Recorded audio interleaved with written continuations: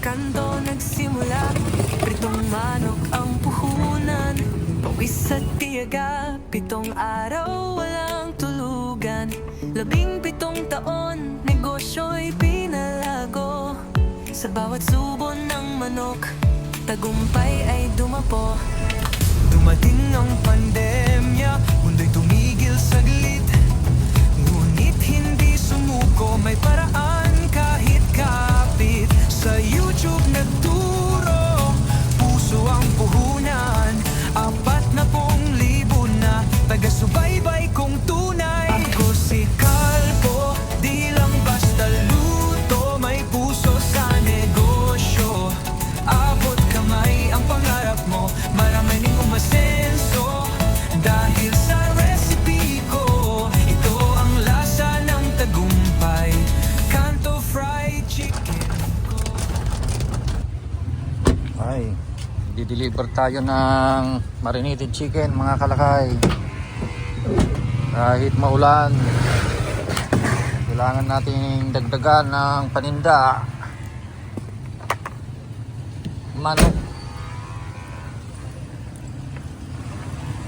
Okay. Dito tayo sa isang bayan dito sa may Ilocosur.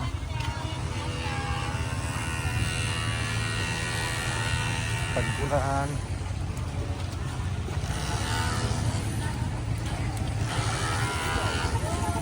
Ilang ang mga tao.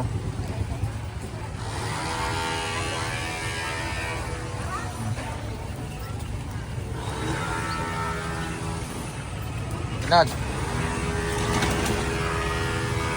Wala. Maluto mamin? Kapay? Kontrol ko na. Babasit lang yung edad ko. Ay, trade na lang ako.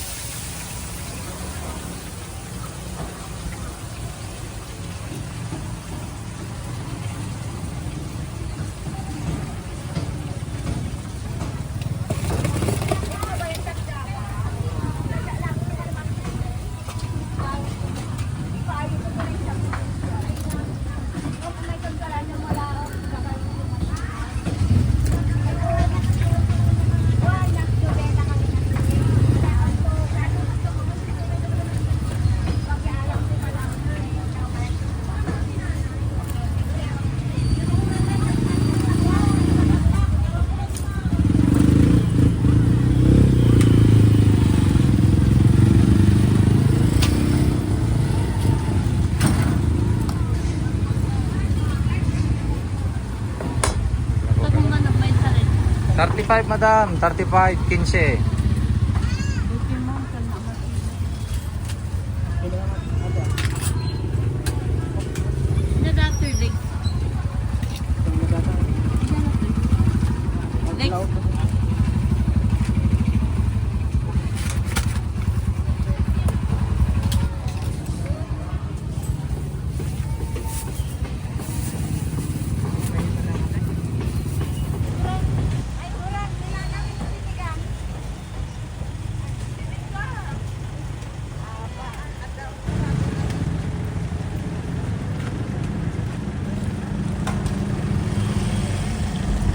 Ayun mga kalakay, tag-ulan.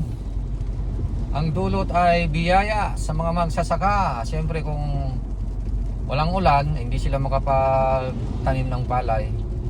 Ay yung pagtatanim ng palay, yan ang pinaka-importante naman sa ating komunidad. Mga magsasaka, dahil sila yung pinanggagalingan ng ating kinakain mga kalakay. Bagaman ang dulot naman sa atin na nagtitinda, mga kagaya kong vendor, ay tumutumal ang benta mga kalakay. Yan po ang realidad. Taon-taon po na ganito mga kalakay, may tinatawag na lean season. Ito nga po yung lean season, tag-ulan mga kalakay. Kaya higpitan ang sinturon. Kaya magtipid-tipid. Bawasan mo ng paglabas. Wala mo nang biyahe-biyahe ngayon mga kalakay. Dahil talagang tumumal. 20 to 30% ang itinumal. Bagaman ayos lang dahil nagtaas tayo ng presyo, okay lang yon. At least nakaka-survive naman mga kalakay. Yan.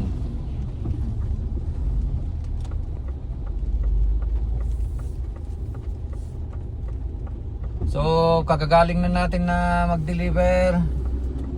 Pahabol tayo ng marinated chicken dahil walang dumating na manok kahapon. Sa dami ng ating supplier, maraming na rin huminto ng mga supplier natin. Huminto na sila sa pag-supply dahil nga sa taas ng manok. Kahit nga live ang kanilang kinukuha, dahil sila nga mismo ang nagdi-dress, mataas ang presyo ng live mga kalakay. Hindi ko alam, umaabot yata ng 170, 180 per kilo yung live. Yun ang balita ko mga kalakay. Kaya kapag dinideliver naman nila sa amin, sinusuplayan kami, aabot na talaga ng 220. At yung nakuha ko kanina, buti na lang mayroon, 225 na po ang per kilo niya. Yung mas mura kasi na supplier ko, hindi naman nakapagbigay kahapon dahil sobrang lakas ng ulan. Baka hindi sila umabot. Hinintay ko hanggang gabi, walang dumating mga kalakay. Kaya yun. So ganito talaga ang panahon ngayon, lean season mga kalakay. Kaya ayaw, magtipid-tipid muna si kalakay. Wala munang biyahe-biyahe. Alright? So nakapag deliver tayo ng manok. Okay. Mayang hapon ulit, hintayin natin yung mga pag-remit naman ng ating mga vendor mga kalakay.